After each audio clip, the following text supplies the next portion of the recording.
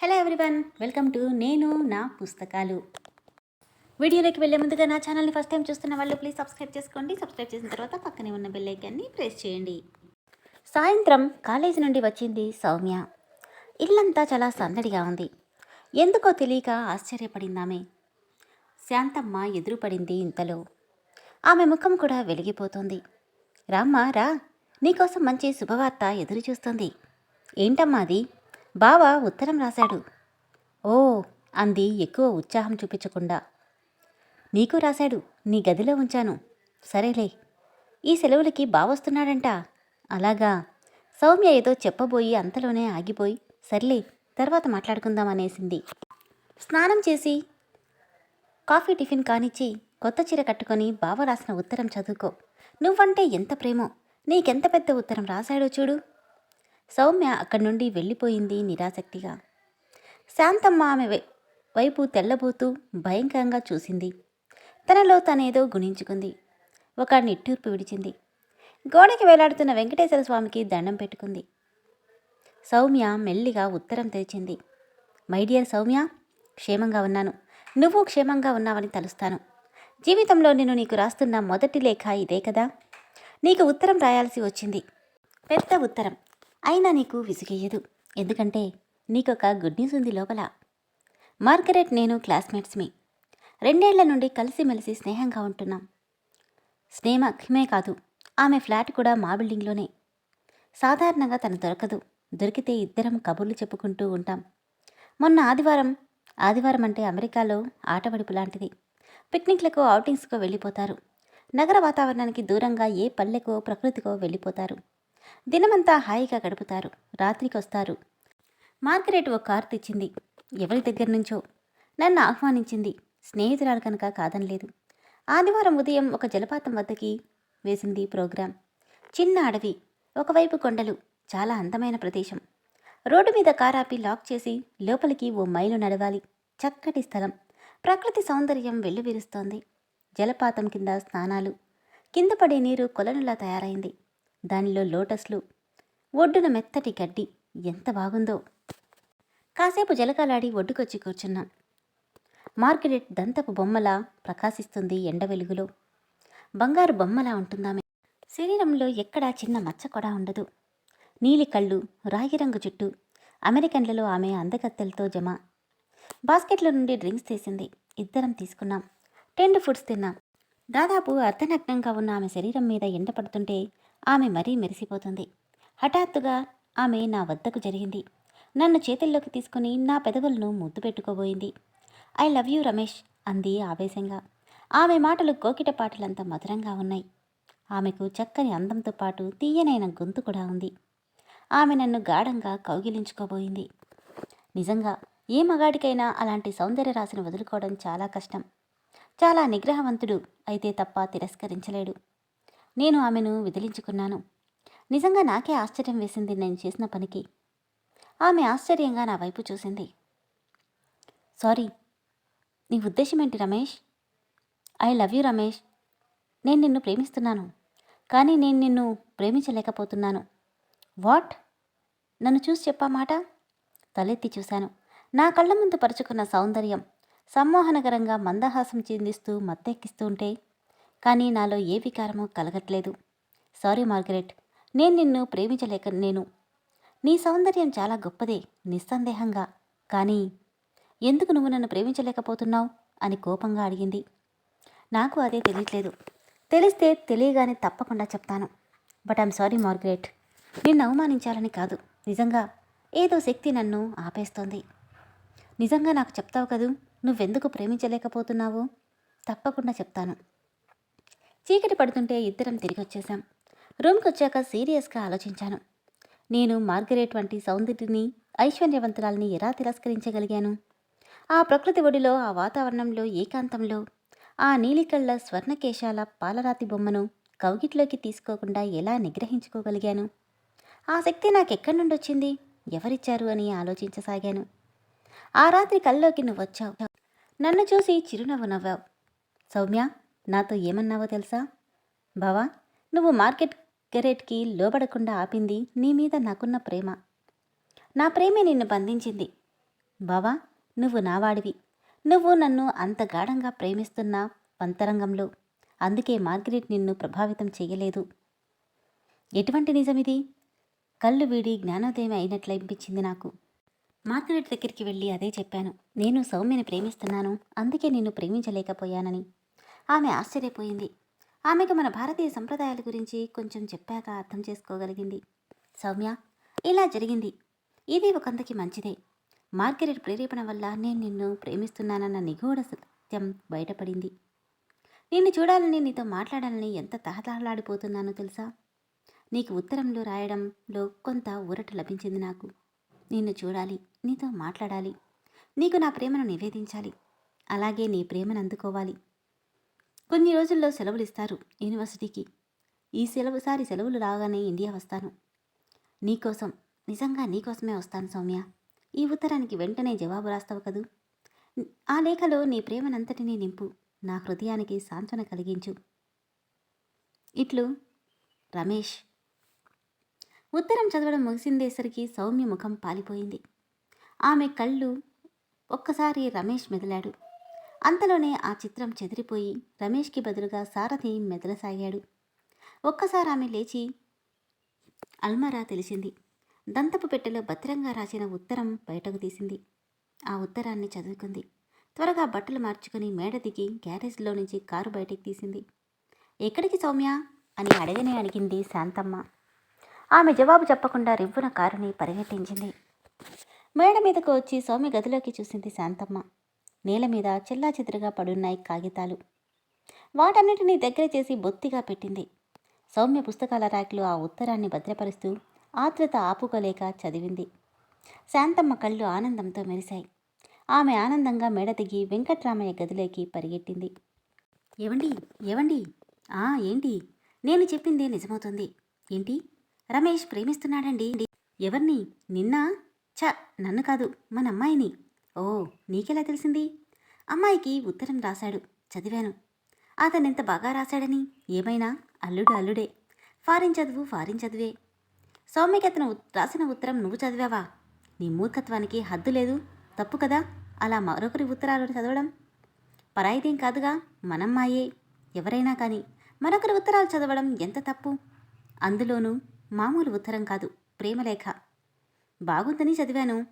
సర్లే, ఇక ముందు అలాంటి పొరపాటు చేయకు. సరేనంటూ మూతి ముడుచుకుంది శాంతమ్మ.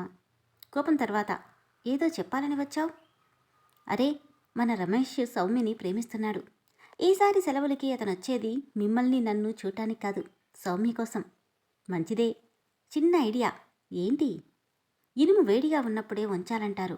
అయితే రమేష్ ఇలా సౌమ్య మీద మోజుపడుతున్నప్పుడే ఆ కాస్త కానిస్తేస్తే ఇనుముని వంచొచ్చేమో కానీ మనిషి మనసుని వంచలేం శాంత. ఆ కాస్త జరిపించడానికి అది ఒక్కరితో జరిగే వ్యవహారం కాదు, 2 మనసులు కావాలి అన్నారు. మీరిలా మనసులు కలవడం గాడిద గుడ్డులు కలవడం అంటూ ఉండండి అని కసురుకుంది శాంతమ్మ.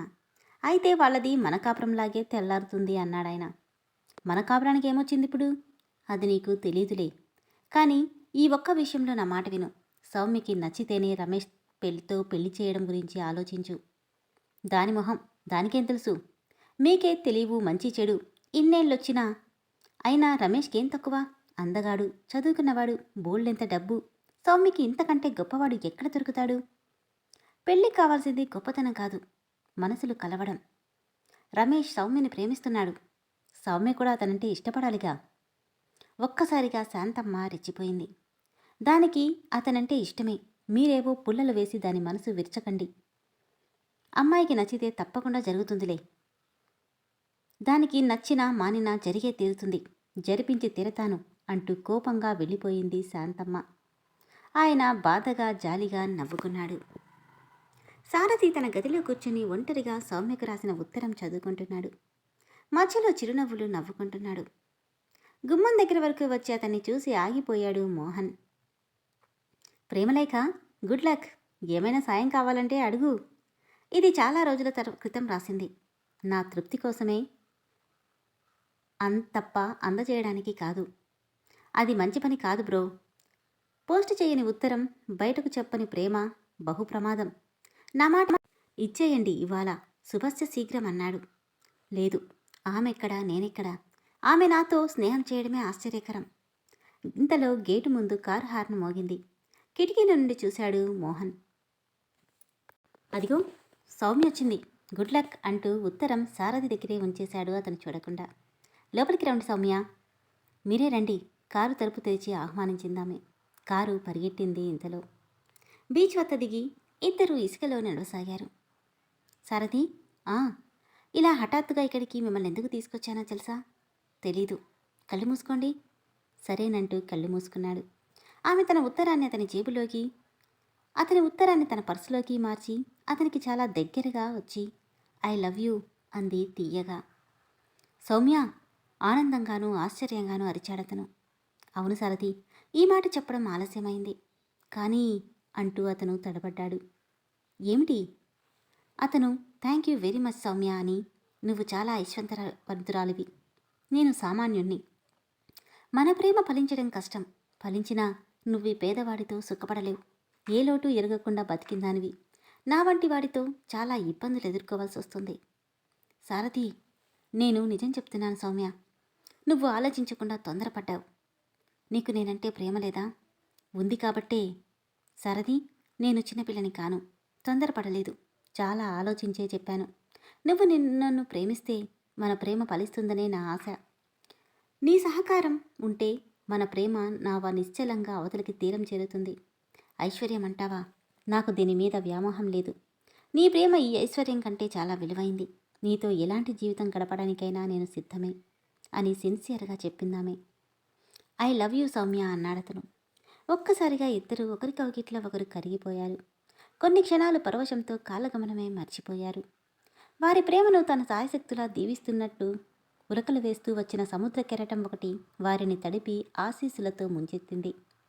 పైన చందమామ మబ్బుల చాటు నుండి బయటకొచ్చి వెన్నెల కురిపించాడు. అది దీవెనలా అనిపించింది. సౌమ్య, ఇటువంటి నువ్వు నాదానివి. అవును, ఎన్నటికీ మనిద్దరము ఒక్కటే, ప్రమాణాలు చేసుకున్నట్టే అన్నారు. మన ప్రేమకు ఆ జాబిల్లి, ఈ సముద్రం సాక్షులు. మన హృదయాలు కూడా. ఇద్దరు ఒకరి చేతిలో ఒకరు పెనవేసుకున్నారు. సరది, ఆమె ఏదో చెప్పబోయి ఆగిపోయి తన ఉంగరం అతని వేలికి తొడిగింది. అతను తన ఉంగరం ఆమె వేలికి తొడిగాడు. ఒక్కసారి నీ నోటితో ఐ లవ్ యూ అనవు అని అడిగిందామె. ఐ లవ్ యూ అంటూ పాట పాడినట్లే అరిచాడతను. ఆమె అదే భావాన్ని నాట్య రూపంలో ప్రదర్శించింది. ఇక నుండి మనం ప్రేమ పక్షులం. మన జీవితం ప్రేమ గీతమై సాగడానికి కృషి చేద్దాం అంటూ చాలాసేపు ఇసుక తిన్నెల మీద కూర్చొని ఎప్పటికో ఇళ్ళకి చేరుకున్నారు. ఈ ఉత్తరం నన్నెందుకు చదవమన్నట్లు? సారథి ముఖం రంగులు మారింది. మీ బావ నాకంటే అన్ని విధాలా అధికుడు. అతన్ని పెళ్లి చేసుకోవాలనుకుంటే నేనేమీ అడ్డురాను అన్నాడు నిర్భయంగా సారథి. సౌమ్య నవ్వింది. నీకు కోపం, తొందరపాటు ఎక్కువ మై డియర్ సారథి. మన ప్రేమకి తొలి పరీక్ష ఈ బావ. దీన్ని మనం ఎదుర్కోవాలి. అందుకు నీ సహకారం కావాలి. అందుకే దీన్ని నీకు చూపించాను. సారీ, నేను మరోలా అనుకున్నాను. అయితే ఇప్పుడు ఏం చేద్దామంటావు? అది చెప్తావనేగా నీ దగ్గరికి వచ్చింది. మా బావ దిగుతున్నాడు. రేపేనా? అక్షరాల రేపే. నాకు ఇంటి నుండి ఉత్తరం వచ్చింది. ఇంటికి రమ్మని అర్జెంటుగా బయలుదేరమన్నారు. ఎందుకు? తెలీదు. ఎల్లుండి వెళ్దూ కానీ రేపు మనిద్దరం రమేష్ని రిసీవ్ చేసుకుందాం. నేనెందుకు అంటూ ఆశ్చర్యపోయాడు సారథి. నీకే తెలుస్తుంది. రేపు సాయంత్రం ఎయిర్పోర్ట్ వెళ్దాం. సిద్ధంగా ఉండు. సరేననడంతో కొంచెం సేపలా తిరుగుద్దామా? పద. కారుని అక్కడే వదిలి ఇద్దరూ నడవసాగారు. సారథి మౌనంగా ఉండడం చూసి నవ్వుతూ అడిగింది సౌమ్య. ఏం ఆలోచిస్తున్నావు? ఏమీ లేదు. రమేష్ మీద అసూయగా ఉందా? అతను నిన్ను ప్రేమించినా నువ్వు ప్రేమించేది నన్నేగా. ఒకవేళ రమేష్ నన్నే పెళ్లి చేసుకుంటానని పట్టుబడితే నువ్వు చేసుకోవుగా. కానీ మా ఇంట్లో గాలి అంతా అతనికే అనుకూలంగా వీస్తుంది. వాళ్ళమ్మ, మా అమ్మ కూడా. నేను నిన్ను పెళ్లి చేసేసుకుంటాను. ఏ గుళ్ళోనో, రిజిస్టర్ ఆఫీస్లోనో. మరి మనం ఇంకా డిగ్రీ అయినా తీసుకోలేదు కదా, బతకగలమా? నిర్భయంగా. నా వైలిన్ ఆ మాత్రం తిండి పెట్టకపోదు. రైట్? నువ్వు అలా చెప్తుంటే నాకెంత ఆనందంగా ఉందో తెలుసా సారథి. నీ వైలినే కాదు, నా నాట్యం కూడా మనకి తిండి పెట్టగలదు. అటువంటి అవసరం రానివ్వను సౌమ్య. మగాడు అనిపించుకున్నావు సారథి. కాకపోతేగా అంటూ నవ్వాడతను. అన్నట్లు మీ నాన్న ఎవరి పక్షం? మన పక్షమా, రమేష్ పక్షమా? ఆయన ఎవరి పక్షము తీసుకోడు. మరి తీసుకువస్తే నా పక్షమే. థ్యాంక్ గాడ్, కనీసం ఒక్కరైనా ఉన్నారు. మీ ఇంటి వైపు సంగతులేంటి? మీ వాళ్ళు ఒప్పుకుంటారా? నిన్ను నీ అందాన్ని చూశాక మా వాళ్ళు ఒప్పుకోకపోతారా? నిజంగానా? నిజం సౌమ్య. నీ వంటి అమ్మాయి తన ఇంటి కోడలవుతుందంటే మా అమ్మ మురిసిపోతుంది. మాది పల్లెటూరే కానీ మా వాళ్ళు సంస్కారవంతులే. అసలు నేనొకటి అడగాలనుకుంటున్నాను. ఏంటి? నువ్వొకసారి మా ఊరు మా ఇంటికి రాకూడదు? తప్పకుండా వస్తాను. ఎప్పుడో కాదు, ఎల్లుండి నాతో రా. ఇక్కడ బాగుండగా నన్ను వెళ్ళనివ్వదు. అంతగా అయితే పొద్దున్న వచ్చి సాయంత్రం వెళ్ళిపోదు గాని. ఎంతసేపు ప్రయాణం కారులో? 1 గంటన్నర అంతే. సర్లే, ఖచ్చితంగా వస్తాను. Thank you Soumya, thank you so much. మరక్కడ మీ వాళ్ళకి నన్నేమని పరిచయం చేస్తావు? ఫ్రెండ్ అని, క్లాస్మేట్ అని చెప్తాను. అంతేనా? నువ్వు కోపడనంటే కాబోయే కోడలని చెప్తాలే. అలాగే చెప్పు చూడు, ఏమవుతుందో చూద్దాం. మా నాన్నగారు ఎక్కువ చదువుకోకపోయినా సంస్కారవంతులు, కొంచెం హాస్యప్రియులు, సరదాగా తమాషాగా మాట్లాడతారు. చూస్తావుగా. మరుసటి రోజు, సౌమ్య, ఇవాళ బావొస్తున్నాడు, గుర్తుందిగా? అయితే ఏంటమ్మా? సాయంత్రం ఏరోడ్రమ్కి వెళ్ళి బావను రిసీవ్ చేసుకోవా? అబ్బా, నేను వెళ్ళలేను. అలా అంటే ఎలానే? బావ పరాయివాడు కాదుగా. సిగ్గెందుకు? సిగ్గు కాదు మరి, నాకిష్టం లేదుమా. సౌమ్య, హాలు దద్దరిల్లేరా అరిచింది శాంతమ్మ. సౌమ్య నిశ్చలంగా నిర్భయంగా ఉండిపోయింది. శాంతమ్మ అమ్మాయి కళ్ళల్లోకి సూటిగా చూసింది. అయినా చలించలేదు సౌమ్య. హఠాత్తుగా శాంతమ్మ ఆమె చెయ్యి పట్టుకుని ఎవ్వరూ లేని ఓ మూల గదిలోకి ఈడ్చుకెళ్ళింది. సౌమ్య, బావంటే నీకెందుకు ఇష్టం లేదు? ఇవి చేతులు కాదు, కాళ్ళు. నిన్ను బతిమాలుకుంటాను. నువ్వు బావనే ప్రేమించాలి, బావనే పెళ్లి చేసుకోవాలి. ఎందుకమ్మా? ఎందుకంటే మనం మొదటి నుండి విలాసవంతమైన జీవితానికి అలవాటు పడ్డాం. ఈ ఇల్లు, ఆస్తి, కారు అన్నీ బావవే. మీ మామయ్య చనిపోయాక మీ అత్తయ్యకెవరూ లేకపోవడంతో నాన్నగారిని ఈ వ్యవహారాలన్నీ చూడమని కోరింది వర్ధనమ్మ అత్తయ్య. మనం పైవారం కాదుగా. ఈ ఆస్తిని మనం అనుభవిస్తున్నాం. రమేష్ని చేసుకునేది నువ్వే కాబట్టి అనుభవించేది తమ్ముడు, కోడలే కదా అని ఆమె కూడా ఎక్కువగా మాట్లాడలేదు. నువ్వు కానీ రమేష్ని కాదన్నావంటే ఏం జరుగుతుందేంటి? తలుచుకునేందుకే భయమేస్తుంది. నువ్వు రమేష్ని కాదన్నావన్న కోపం కొద్దీ మనని ఇంట్లో నుండి బయటికి పంపంటుంది మీ అత్తయ్య. అప్పుడు మనకి నిలువ నీడ ఉండదు అని వణుకుతున్న గొంతుతో అంది శాంతమ్మ. మనకి కొంచెమైనా ఆస్తి లేదా అమ్మా? ఎక్కడో దిక్కుమాలిన పల్లెటూరులో ఓ తాటాకు కొంప, జానుడు బెత్తడో పొలము ఉన్నాయనుకుంటా. ఇన్నాళ్ళింత వైభవంగా బతకడానికి అలవాటు పడిపోయి ఆ దరిద్రగుట్టు బతుకు బతకగలమా? ఓహో, అందుకని నేను బావని పెళ్లి చేసుకోవాలన్నమాట. ఇష్టం లేకపోవడమేంటి? బావకేం తక్కువ? పొద్దున 9ంటికి వెళ్తాను, సాయంత్రం తిరిగి వస్తాను. ఎక్కడికి వెళ్తావు? బావనింట్లో పెట్టుకొని. ఓ ఫ్రెండ్ ఆహ్వానిస్తే కాదని లేకపోయానమ్మా. శాంతమ్మ ఆలోచనలో పడింది. తను వెళ్ళొద్దంటే సౌమ్య ఎయిర్పోర్ట్కి వెళ్ళదు. మరి సాయంత్రానికి వచ్చేస్తావు కదా? తప్పకుండా వస్తానమ్మా. బావకి చెప్పి మరీ వెళ్ళు, లేదంటే బాగోదు. సౌమ్య ఏమీ అనలేదు. శాంతమ్మ అక్కడి నుండి వెళ్ళిపోయింది. సౌమ్య తిన్నగా తండ్రి వద్దకు వెళ్ళి, అమ్మ చెప్పేది నిజమేనా నాన్న అని అడిగింది. నిజమేనమ్మా అన్నాడు వెంకట్రామయ్య అపరాధిలా. అయితే నేను ఆస్తిని చూసి బలవంతంగా ఇష్టం లేకపోయినా పెళ్లి చేసుకోవాలా? అలా అని నేనన్నానా సౌమ్య? మరి బావని చేసుకోకపోతే మనకి నిలువ నీడ ఉండదటగా. అంత నిరాధారులం కాదమ్మా మనము. మీ అత్తయ్య ఈ ఆస్తిని సంరక్షిస్తూ పెంచుతూ నేను మన ఆస్తి గురించి పట్టించుకొని మాట నిజమే, కానీ మనం ఏమీ లేని పేదవాళ్ళం కాదు. మీ అమ్మ ఈ ఆడంబర జీవితానికి అలవాటు పడింది కనుక మార్పుకి భయపడుతుంది. నీ విషయంలో నీదే సంపూర్ణ అధికారం. అమ్మని ఒప్పించలేవా నాన్న? కొందరు ఆడవాళ్ళకి నోట్లో తుపాకులుంటాయి. వాళ్ళ మాటలతో ఎదుటివారి గుండెల్లోకి పేలుస్తారు, కాలుస్తారు. మీ అమ్మతో ఎక్కువ మాట్లాడమన్నా నాకు అయిష్టం. కొంచెం మృదుత్వం ఉండదామె మాటలు. కానీ నా ఆశీర్వాదం ఎప్పుడూ నీకుంటుంది. మనసు లేని మనువు మాలాగే ఉంటుంది. అనుభవం మీద గ్రహించగలిగాను కనుకే నిన్ను నీకిష్టమైన వాణ్ణి, నిన్నిష్టం కలిగేవాణ్ణి పెళ్లి చేసుకోమంటున్నాను.